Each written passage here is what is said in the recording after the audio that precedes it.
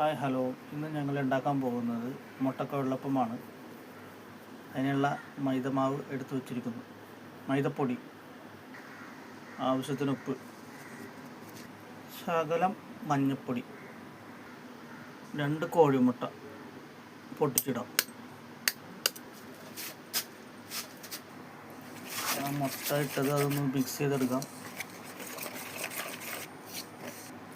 ഇനി വെള്ളം ഒഴിച്ചു കൊടുക്കാം. മുട്ടക്കുഴലപ്പം ഉണ്ടാക്കാനുള്ള മൈദമാവ് റെഡിയായി.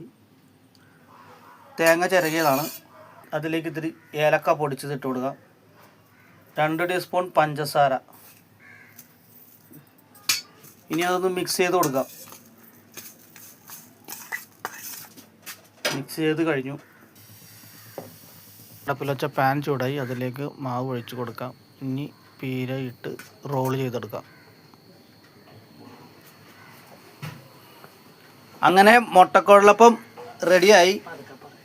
വീഡിയോ ഇഷ്ടമായി ലൈക്ക് ചെയ്യണം, സബ്സ്ക്രൈബ് ചെയ്യണം, കമൻറ്റ് ചെയ്യണം. താങ്ക്